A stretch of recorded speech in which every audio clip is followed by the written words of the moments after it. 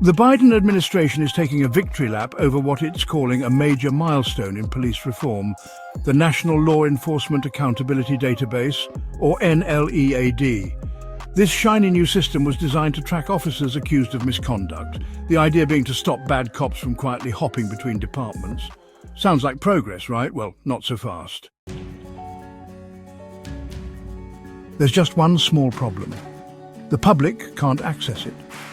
That's right. The database meant to increase transparency and accountability is completely off-limits to the communities it's supposed to protect. Only authorized users from federal law enforcement agencies can peek behind the curtain. Everyone else? Nope. Move along. Nothing to see here. Here's how it works, or really doesn't. Let's say an officer with a history of misconduct gets tired of one department and decides to pack up and move to another.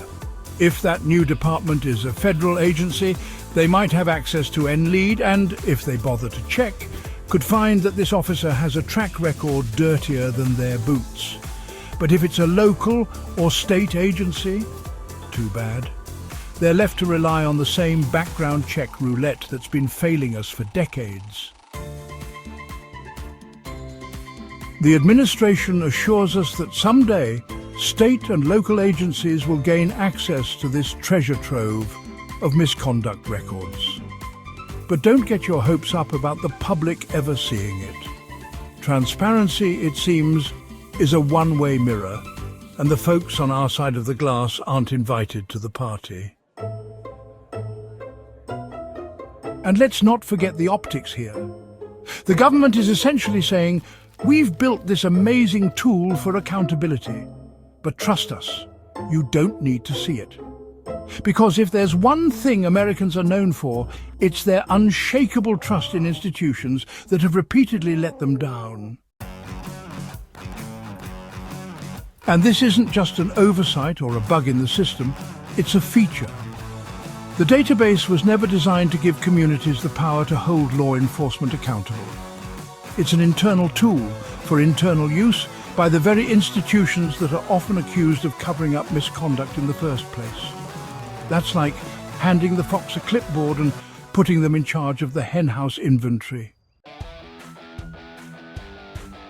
If the Biden administration really wants to restore trust in law enforcement before their last day in Washington, here's a suggestion.